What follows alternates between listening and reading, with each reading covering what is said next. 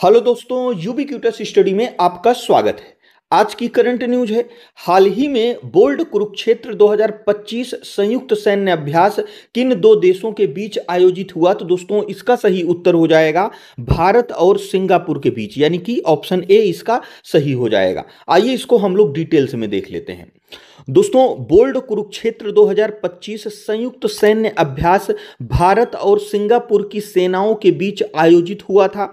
यह दोनों देशों के बीच मजबूत और गहन रक्षा संबंधों को दर्शाने वाला एक महत्वपूर्ण द्विपक्षीय सैन्य अभ्यास है। अगर हम अभ्यास की पृष्ठभूमि और संस्करण की बात करें तो बोल्ड कुरुक्षेत्र अभ्यास की शुरुआत 2005 में हुई थी और 2025 में इसका 14वां संस्करण आयोजित किया गया।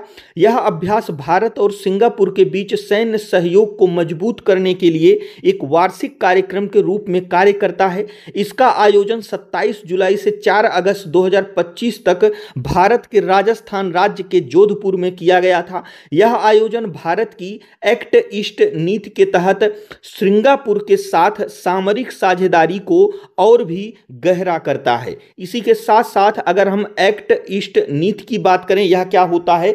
तो दोस्तों इस नीति की शुरुआत 2014 में हुई थी। इसका उद्देश्य दक्षिण पूर्व एशियाई देशों के साथ रणनीतिक और रक्षा संबंधों को मजबूत करना है। बोल्ड कुरुक्षेत्र 2025 इसी नीति का एक सक्रिय परिणाम था। इसी के साथ साथ दोस्तों इस संस्करण में भारतीय सेना की मैकेनाइज्ड इन्फेंट्री रेजिमेंट और सिंगापुर सेना की 4 सिंगापुर आर्म्ड ब्रिगेड की 42 सिंगापुर आर्म्ड रेजिमेंट ने भाग लिया। बोल्ड कुरुक्षेत्र 2025 अभ्यास भारत और सिंगापुर के बीच रक्षा सहयोग को मजबूत करने, आपसी समझ को बढ़ावा देने और रणनीतिक सहयोग को गहरा करने में सहायक सिद्ध हुआ। इसी के साथ साथ अगर हम इसके मुख्य लक्ष्यों की बात करें तो इस संयुक्त अभ्यास का प्राथमिक जो लक्ष्य था वह दोनों सेनाओं की अंतर संचालन क्षमता और संयुक्त प्रशिक्षण क्षमताओं को बढ़ाना था। इसका मुख्य ध्यान यंत्रीकृत युद्ध के लिए परिचालन प्रक्रियाओं को मान्य करने पर केंद्रित था। इसी के साथ साथ दोस्तों अगर हम यंत्रीकृत युद्ध की बात करें, यह क्या होता है? तो दोस्तों इसमें टैंकों और बख्तर बंद वाहनों का उपयोग किया जाता है। यानी कि दोस्तों जिन युद्धों में टैंकों का उपयोग किया जाता है या फिर ऐसे वाहनों का उपयोग किया जाता है जो हर तरफ से बंद रहते हैं, वही दोस्तों यंत्रीकृत युद्ध होते हैं। और दोस्तों इसमें सैनिकों को सुरक्षा, गोलाबारी और तेजी से गतिशीलता मिलती है। इसी के साथ साथ अगर हम इस युद्ध अभ्यास के बारे में और आगे बात करें तो दोस्तों अभ्यास को एक टेबल टॉप अभ्यास और कंप्यूटर आधारित युद्ध अभ्यास के रूप में आयोजित किया गया। अब दोस्तों अगर हम टेबल टॉप अभ्यास और कंप्यूटर आधारित युद्ध अभ्यास की बात करें, यह क्या होता है?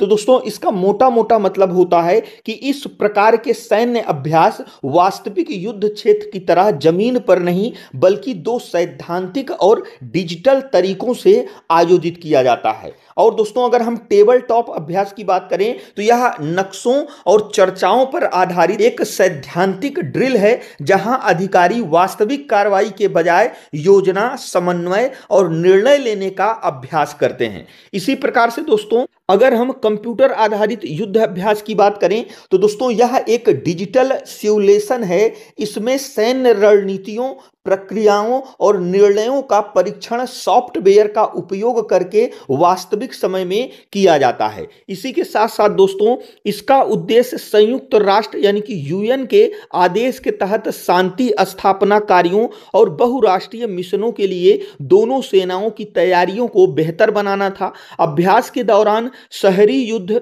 और आतंकवाद रोधी अभियानों से संबंधित युद्धाभ्यास भी किए गए। इस प्रकार से दोस्तों यह हमारा आज का करंट अफेयर्स था। जो हमारा आज का क्वेश्चन है वह है हाल ही में अंतरराष्ट्रीय रेड पांडा दिवस 2025 किस तिथि को मनाया गया? तो इसमें से कौन सा ऑप्शन सही है हमें कमेंट बॉक्स में जरूर बताइएगा। और दोस्तों यदि वीडियो यूजफुल लगा हो तो हमारे चैनल को जरूर सब्सक्राइब करिएगा। और दोस्तों वीडियो देखने के लिए आपका बहुत बहुत धन्यवाद।